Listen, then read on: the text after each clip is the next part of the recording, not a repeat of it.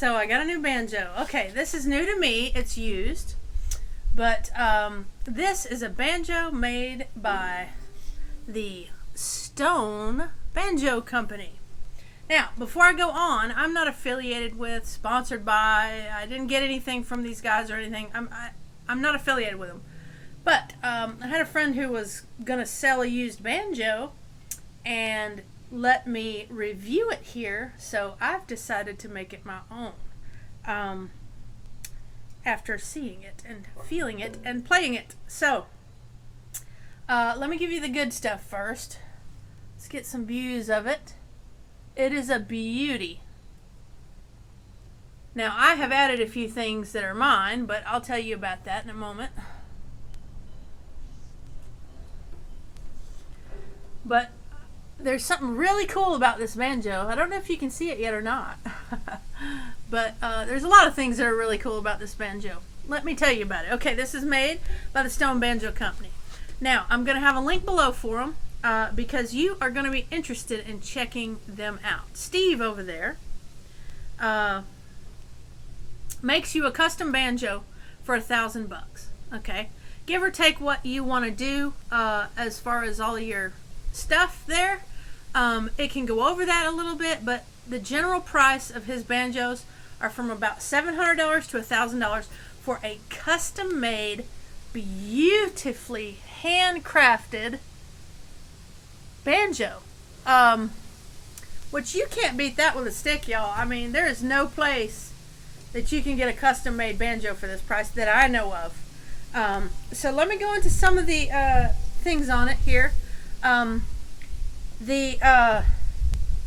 What I'm not sure about, I will put out somewhere for you because I can't pronounce these things. But this is a cherry banjo, which I love cherry wood. But we've got a cherry pot, a cherry neck sandwiched with maple there, which is really pretty. And we've got a cherry armrest, which I really, really like this armrest, you guys. This and the Neckville are armrests that I would recommend people get. And the reason I say that is because of the curve. The curve is so comfortable. And he's got it right here. I tell you what, he's really got it right there. That's very comfortable. We've got a 26.5 inch scale, which is actually longer than my Bart Reiter, although when I play it, it feels shorter, which is really cool. I don't know what's going on there, but that's really cool. It's got an 11 inch pot. Now, when we flip this bad boy over, this is looks like a 3-piece pot, I want to say, maybe. I will make sure and put that up there for you. We've got Planetary Tuners. I'm probably going to change those out to ebony because I just love the look of that, but we'll see.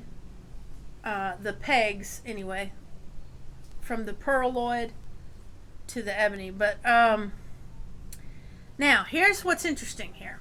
And I had never played one of these before I got this. This is a wood tone ring, okay? So what does that do? One thing it does substantially is it lowers the weight of this thing. This thing is not very heavy. I will weigh it and I'll put the weight down here for you because there are people who are interested in that. But we've got a no-knot tailpiece. To be accurate, we've got 24 brackets. Wood tone ring, it's the same material as the fretboard, if I'm correct here. It's a Brazilian wood. I want to say this is Brazilian rosewood, but I'll correct it down there if I need to. But the tone ring on this thing is surprisingly loud. I mean, really. We've got a dowel stick and we've got, you know, our connecting hardware there. Now, what I've done to it is I just took the strings off, oiled the fretboard, you know, cleaned the fretboard with my fretboard sauce that I love. And I removed the head that was on it and put my goatskin head on it. And I put a bridge on it that is custom made by a friend of mine by the name of Johnny Cornbread. This is a beautiful 100-year-old cherry wood bridge. And it has a slightly raised fifth string. Now, another thing that it has is it has a little bit tighter string spacing than your standard bridge spacing that you see, which I really like, especially when combined with a 1 1/4 nut width here. Okay, so this has got a 1 1/4, which I'm comfortable with. The Bart's a 1 1/4. The neck on this I would call a rounded neck. It's not like the Bart, which is a slight V. This is more of a rounded neck, very comfortable. The frets have been dressed beautifully. I really like the size frets on there as well. And this fretboard is very fast. It feels very fast. But one thing that impresses me really a lot about this banjo is where these two pieces come together, the pot and the neck. He's got something right here, because out of all the banjos I've ever touched, okay, this is my favorite action height that I've ever seen. I love it. I like a low action. This, wow. And I'm sure he'll custom do that for you. It's got a bone nut. It does have a truss rod in it. And let's see what else. I'm trying to think of what else. I don't think there's anything else here, but I was just shocked at the overall quality of this, in that for the price of this thing new, this banjo model, brand new, you can see it on his website. It's model number 214. I think that's what he has it listed as there. You can look it up there if you want to and see the price. I believe it was $675, brand new. Maybe it was $7 something, but I'll put that down below for you. But I know you want to hear more of it, so I will let you know this too. When I combined this bridge with this banjo, it was magic. I don't know, something about, maybe it's all cherry, because this is black cherry, 100-year-old black cherry, and a cherry wood pot and neck. It sounds beautiful. I'll play it a little bit more open, and then I'll mute it down a little bit.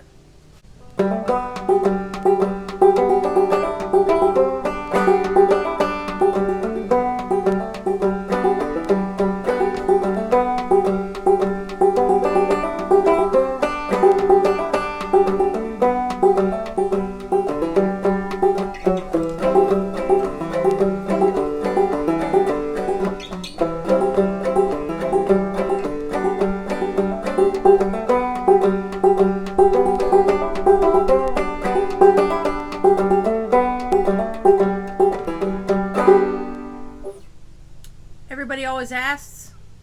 That was Wildflowers Don't Care Where They Grow. That's a Dolly Parton song, and that's my arrangement of it. Everybody always asks what song that is. I do have a couple videos on it showing you how I'm doing it. But And then at the beginning, that was my little G major pentatonic scale song that I made, which I really like. I'm going to keep that. I really like the way that sounds. But let's hear it a little more.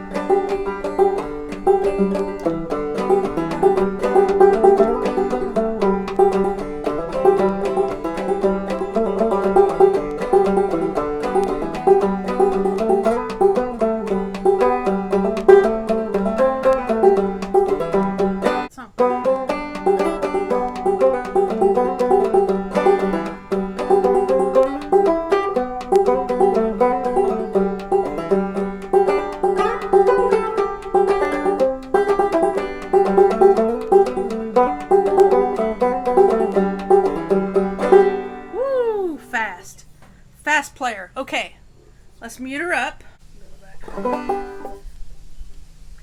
Alright, I've got it muted here at the back. You can mute anywhere along here. You'll get different sounds, but you do want to check your tuning when you do that, because it is putting pressure against your head.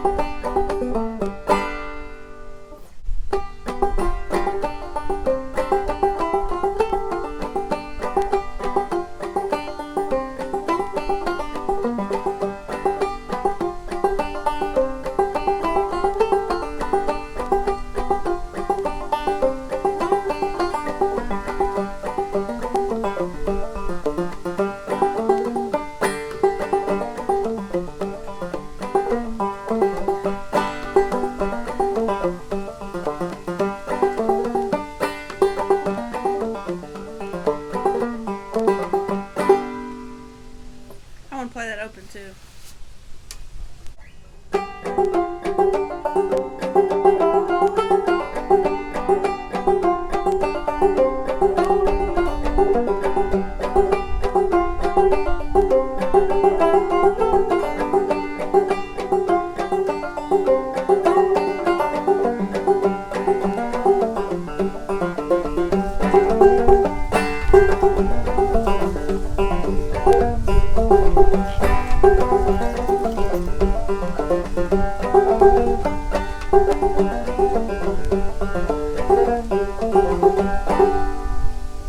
Now, I want to say something else. I like that there's fret markers here. But again, he will custom build you anything you want. Short scale, long scale, I'm sure, whatever. And another thing I like is that it's got all the frets. I'm not a big scoop player myself, personally. There's nothing wrong with it, but I'm just not, that's not my sound that I like. I love having that thumpy head. But yeah, we've got all the frets. And again, his fretwork is impeccable here. You know, when you're looking at a banjo, to me, the most important thing, number one, is that neck. It's got to be comfortable for you. And the only way for you to know is to get out and touch some. The nut width is the same thing. It's extremely important, the nut width, that you have one that you're comfortable with. A lot of people, especially men, because usually they have bigger fingers, a lot of them have a harder time with the small nut width, the 1 1/4.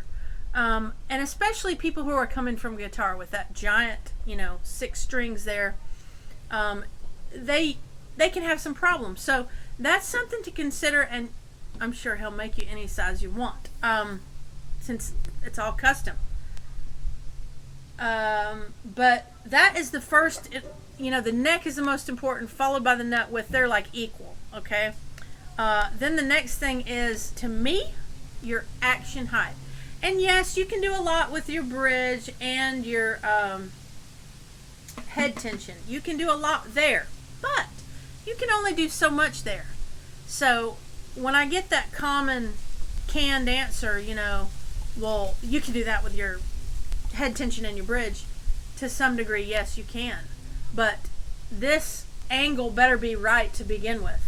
And you know, that's all I need to say there. But you will be seeing this banjo in a million videos. Just like my Bart, you'll be seeing both of these in a lot of videos. So I am ecstatic to show you this and bring you another banjo review here. I hope you'll go check out Steve's site below if you're interested in picking up a new banjo. I love it. I would recommend it. So, especially if you're thinking about a custom. Yeah. So, if you go check him out, if you order from him or talk to him, why don't you tell him I sent you? I'm not going to get anything out of it, but just as a neighborly little hello, and I saw Mandy's review kind of thing. Because I appreciate that. That's kind of neat. You know, I do sit on my porch and play, but I do like and enjoy to network within the banjo community, you know, and get to learn about folks and learn about businesses and support businesses. So yeah. All right. Before I go, I always want to remind you that Jesus loves you. Bye-bye, y'all.